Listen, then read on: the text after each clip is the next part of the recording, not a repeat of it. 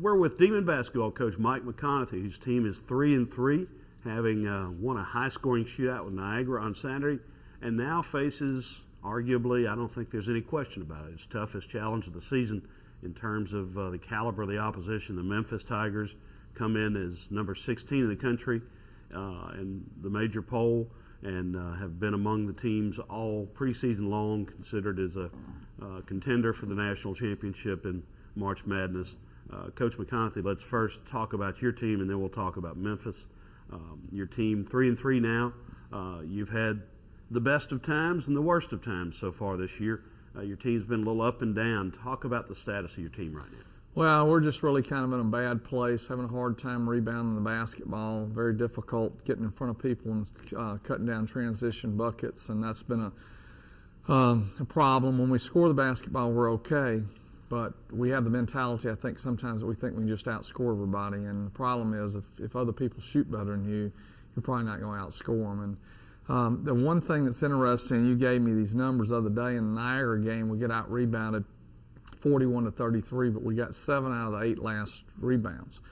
So there's a sense of urgency at that point, but the sense of urgency needs to be the entire game. We're not doing a very good job with that, and that's kind of an area that I've taken over, and evidently I'm not doing a very good job, so I need to work on it. Is rebounding just tied to height? This is not as big a team as you've had in some past years, or what does rebounding come down to? It's called effort and being aware of the ball and knowing where the ball is. And best rebounders don't necessarily have to be the biggest guy on the floor. In fact, they're probably not going to be the best rebounders. It's guys that pursue the ball, get outside of the area, rebounds. I always talked about, we've got 3 huge rebounds since I've been here. Jermaine Wallace gets, actually the first huge rebound was Luke Rogers off a missed free throw in Detroit. Jermaine Wallace follows up, gets a rebound off Kerwin Forges. DeQuan Hicks a year ago comes out of the lane to rebound the ball at the three-point line so that we could extend during the championship game of the Southland Conference. So those 3 examples of sense of urgency, rebounds, well, you know, every rebound needs to be that way. And, I mean, Zeke Woodley had 8 rebounds on Saturday. He's 6'2", and he gets 8 rebounds because he pursues the ball. And we've got to get some other guys doing the same thing. Marvin Frazier's actually rebounded better, but it's hard to rebound from the bench when you've got the number of fouls that he's had on him. And he's playing a lot better, and I think he'll just get better as the year goes on. But we got to do a better job. Some of our guards in some games have rebounded well, in other games they haven't rebounded as well. All right, you're a month into the season. What are the chief assets of your team? You know, the ability to get the ball up and down the floor offensively, making some big plays. You know, now that's about all I can say right now. I don't see anything else. We do distribute the ball well when we're getting up and down the floor. We had 21 assists against Niagara, and that was big with Jalen West having 10. So that was very, very important. They're unselfish. I mean, they will give the ball. I really don't ever feel like they're not giving the ball to people that are open. But just really, no one ever likes their team in November, and I still don't like our team. It's December 3rd. So we've got to improve and get better. And it's a long way till January the 2nd when we open up our conference play. But we got to start making some progress. Now, does making progress mean you're going to win the next games ahead? You'd like to, but that may not be where it is. We got a pretty tough stretch ahead. We got Memphis, Louisiana Tech, home at Louisiana College, and we got Baylor and UTEP back-to-back days. So you've got 3 money games or guarantee games with a Louisiana Tech rivalry game, and then a home game against Louisiana College, which would be a rivalry game as well, because that'll be a huge game for Louisiana College coming in here. All right, let's talk about what you want to see out of your team during the month of December. Again, taking wins and losses out of it, but quality of play improvement. I'd like to improve our rebounding one. I'd like to improve our defensive help position. We worked on that extensively this morning. We'll continue to work on it. I'd like to work on doing a better job in transition defense of stopping the ball, the rest of the guys getting back and then blocking out and then going to the board and getting it. And if we don't do those things, I mean, it could be some long nights.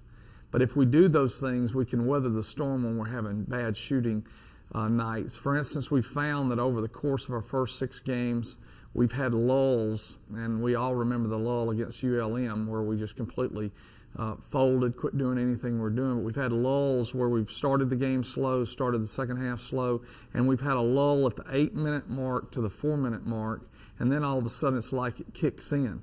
And that time frame right there is where we've really gotten ourselves in trouble. Against Niagara, twice we were down 5 or 6 in the second half, and we're able to overcome that. And I thought that was a big step for our team.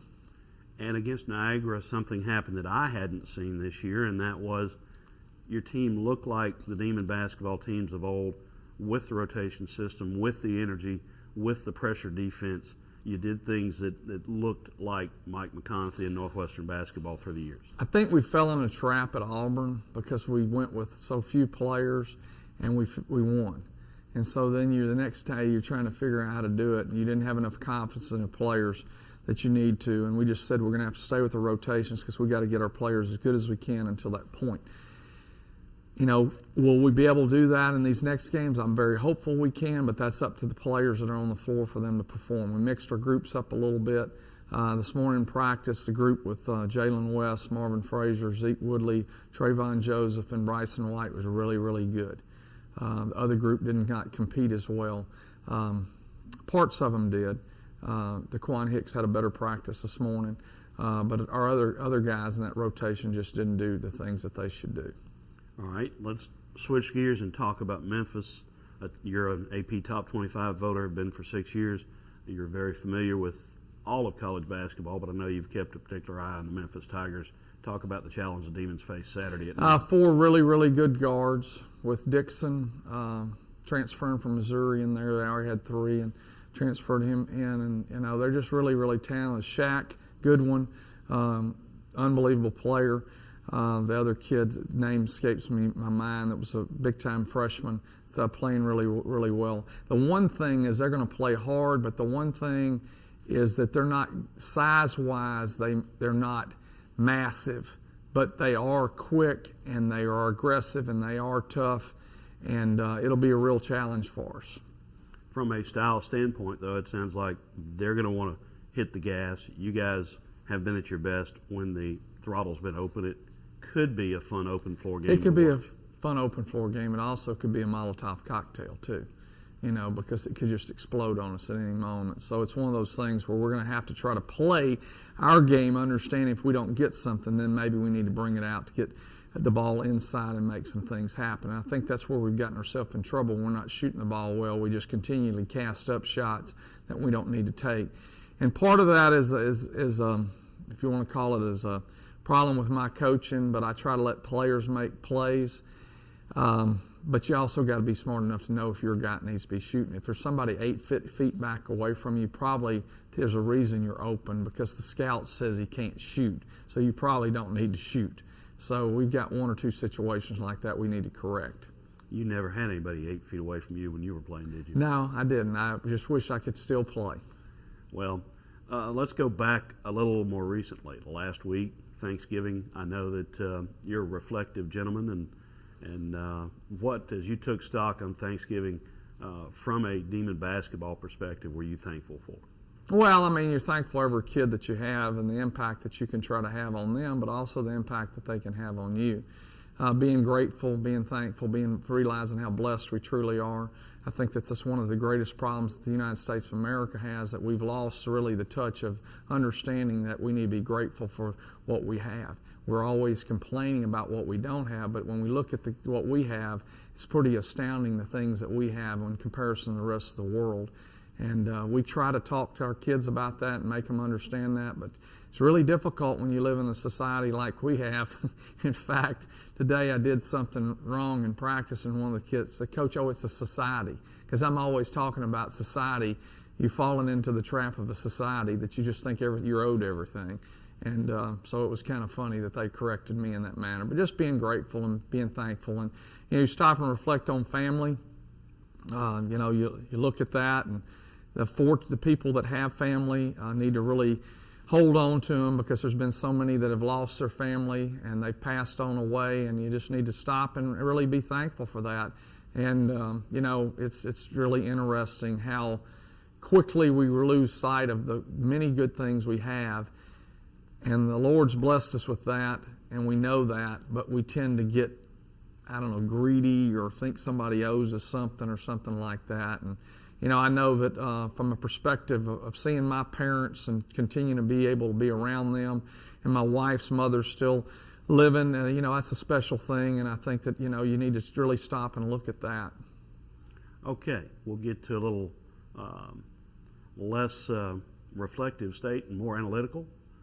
You were able to watch the Lady Demons from start to finish last night as they put away Jackson State, raised their record to 4-2. What do you think of the Lady Demons? There's great coaching, great scheduling, and they're a lot of fun to play. I watch play. They're doing a great job. I really think that they're improving on a daily basis. They've really got some really good players. Trudy Armstead is just an awesome player. He's got a lot of ability. Of course, the other young ladies do a good job. I was impressed with some of the new players that they have and the ability. I thought Beatrice did a great job. I don't know. I didn't talk to Coach Brooke or Scott, so I don't know what they thought. But, Buddy Bonnet said about some players when they were very, very smooth, he called them silky. And at times she was really silky smooth last night at times. I know she made some mistakes as a freshman, but I thought that she did some nice things. And they're playing together and doing a good job, and they're going to have a great year. Okay, we're here with Lady Demon co-head basketball coach Brooke Stoehr. Coach, since the last time we've talked to you, you've gone 2-2. Just talk about not necessarily the games, but just the play of your team throughout those 4 games. Well, I think, we went into the Baylor trip, the trip to Waco, 3 games in 3 days, really trying to improve in certain areas. I felt like, the first game we came out and didn't have great energy on the defensive end and didn't execute very well offensively. And then we turned around the next 2 games and really felt like we got better in those areas and saw some positive results from that. And then going into last night's game, we had about a week where we really focused on our defensive positioning, playing more team defense, and getting to position. A lot of our errors were just coming from not moving when the ball moved and getting to correct position and allowing the position to do the work for you. And so we really focused a lot on that. Focused a lot on blocking out, and it sounds really simple, but those were 2 main glaring concerns for us coming out of 3 games in 3 days and then heading into these next 3 games. You mentioned last night it was one of your wins against Jackson State, so just talk about that game and what you saw that you liked, what you saw that you didn't like, and who stood out. I thought last night the start of the game was as good as we've been on the defensive end of the floor, no matter who we've played. I thought their focus and their energy was outstanding. I thought that we had, on the offensive end, we really pushed the ball in transition and attacked the rim. We talked a lot about being aggressive, getting to the rim early, don't settle. We felt like we would get good shots. And the great thing was that I felt like our players are starting to understand, our offensive philosophy of layups, free throws, open jumpers in that order. And we had a number of open jumpers that were good shots that we turned down to get a better shot. And I thought that, that's signs of a team growing up early in the season, and I think that was really big for us. I was very excited as I went back and watched film last night on it. Throughout these 4 games, Trudy Armstead averages just under 20 points a game, and Keisha Lee averages like 13.5. Just talk about what's making them so successful this season. Well, I think it's their aggressive nature. They have an attack mentality on the offensive end of the floor, and that's something that you don't always teach. I think that's something that's within them.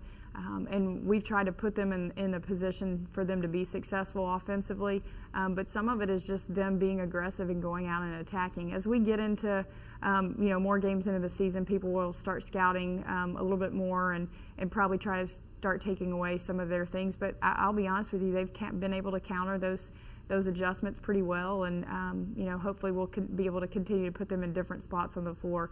The thing with Keisha, she's just so aggressive. When she gets that head down, she's playing really balanced off 2 feet. She's getting to the foul line, knocking down her free throws, and Trudy's been the same way. She'll go get an offensive rebound, put back, and get to the free throw line. And she was shooting going into last night about 86%, I think, from the free throw line. So she's doing her damage in relatively small amount of minutes. She has 19 points in 20 minutes at Baylor against a very good team, and she's being very efficient. I think that's the biggest thing for both of those two is that they're shooting a good percentage and they're not taking a lot of shots to get their points. Newcomers that stick out in my mind are Chelsea Rogers and Beatrice Stoehr. Just talk about how that helps the team to have newcomers come in and step up like that. Well, it's huge. I think that, on different nights we've had different ones step up. Chelsea's been just a mainstay for us defensively on the rebounding end. She has 10 big defensive boards against Savannah State, was very, very vocal for us in our zone. She's just one of those glue players. When you look at her, you don't think, well, she's not really doing a lot, but she hits her open jump shots.